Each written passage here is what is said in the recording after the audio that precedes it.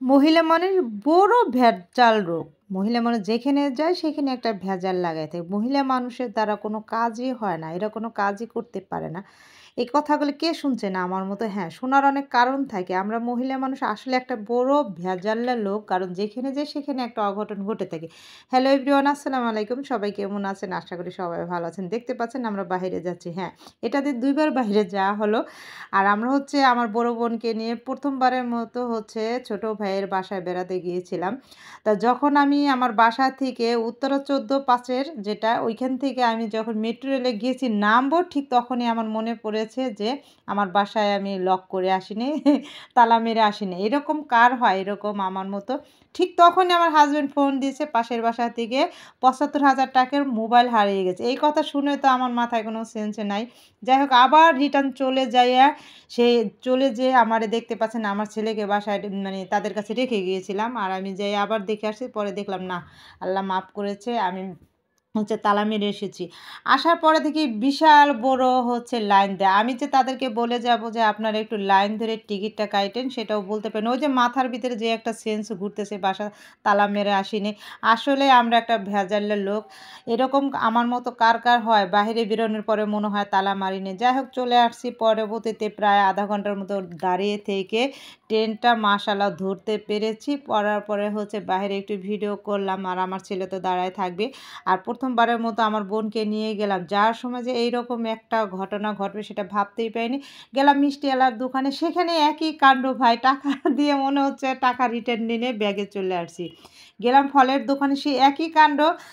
সে বলতেছে ৳৬৭৫ আমি মানে ৳৫০০ দিয়ে বলতেছি যে ৳৬৭৫ দিয়েছি। আসলে এইরকম কেন হয়? কারণ আমার পরে হচ্ছে আমার ছেলের বউ মানে ভাগ্নে বউ বলতেছে, "খালামণি তাড়াহুড়া করেন।" আসলে জীবনে তাড়াহুড়া করার কিছুই নেই। তাড়াহুড়া করবেন যত ততই হচ্ছে বিপদে পড়বেন।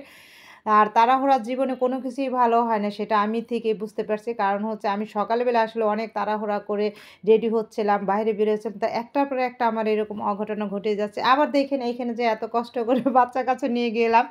এদিকে যেয়ে দেখি যে আমার হচ্ছে ভাবি সাব রান্নাটাই কমপ্লিট করতে পারি না। এখানে গ্যাস ছিল না। এদিক দিয়ে আমার ছেলে খাওয়ার জন্য অতিষ্ঠ হয়ে গেছে। পরে বললাম যে, "এমনি দুপুরবেলায় আমরা গিয়েছি যে যা নাস্তা আছে তাই দাও।" পরে গ্যাস আসার পরে রান্নাবান্না কমপ্লিট সম্পূর্ণ করেছে। আর ১ম বারের মতো হচ্ছে আমার বোন ফার্স্টে গেলো। আমি তো অনেকবার গিয়েছি অবশ্য।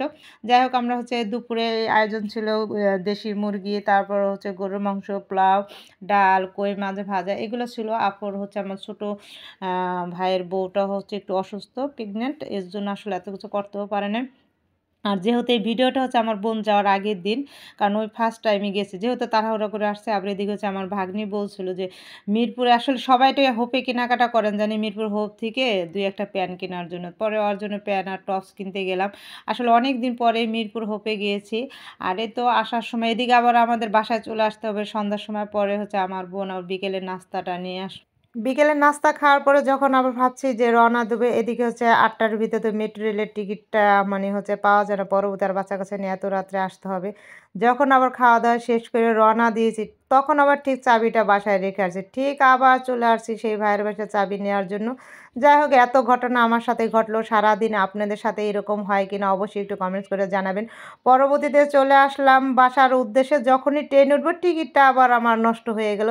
পুনরায় আবার দাঁড়ায় থাকা লাগলো। যাই হোক এত কিছু মাঝেও যে বাসায় ভালোভাবে চলে আসতে পারছি তার জন্য অনেক আল্লাহর কাছে শুকরিয়া যে আল্লাহ আমাকে সেফ ভাবে নিয়ে আসতে পারছে। আজকের মতো এখানেই বিদায়। আল্লাহ হাফেজ।